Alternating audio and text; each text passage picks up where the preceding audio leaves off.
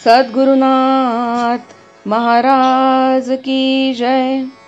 महायोगी स्वामी उमानंद सरस्वती की जय। श्री गुरुगीता हा गुरुभक्ती योगाचा मंत्रराज आहे। कलियुगात संसार सागर तरुण जाण्यासाठी हा महामंत्र गुरुदेवांनी स्वाध्याय म्हणून दिला आहे। श्री गुरुगीतेतील संस्कृत श्लोकांचा अर्थ महायोगी स्वामी उमानंद सरस्वती यांच्या श्री गुरुगीतार्थेश्वरी या विवेचनाच्या आधारे आपण क्रमशः जाणून घेत आहोत। आजचा श्लोक आहे 150।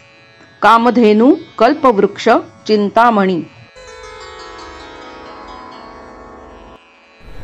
कामितस्य कामधेनु कल्पना कल्पपादपः चिंतामणिश्चिंतितस्य सर्वमंगलकारकम्। सकाम भक्ती करणाऱ्याची श्री गुरुगीता सर्व इच्छापूर्ती करणारी कामधेनु होय।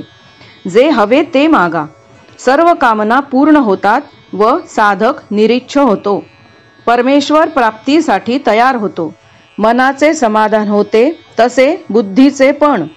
कल्पना करणाऱ्यांसाठी संकल्प तडीस नेणारा कल्पवृक्ष श्री गुरुगीता होय। सर्व संकल्प पुरे होतात, मन व बुद्धीप्रमाणे चित्ताचेही सुख समाधान शांती श्री गुरुगीता पाठाने होते, म्हणून श्री गुरुगीता चिंतामणी पण होय। जशी साधना मन बुद्धी चित्ताच्या द्वारा व्हायला हवी त्याप्रमाणे फलप्राप्ती ही तिन्हींसाठी हवी। साधकाच्या विकासाच्या प्रत्येक अवस्थेत श्री गुरुगीता कशी फलप्रद होते ते हा श्लोक सांगतो। कामना कल्पना भावना तिन्ही पोसल्या जातात। मन बुद्धी चित्त तिन्हींची तृप्ती म्हणजे शुद्धी होते, तिन्हींना स्वास्थ्य लाभते, तिन्हींचे भरण पोषण होते, तिन्हींमधील उणीव वाण भरून निघते व ती परमार्थासाठी योग्य वाहन होतात।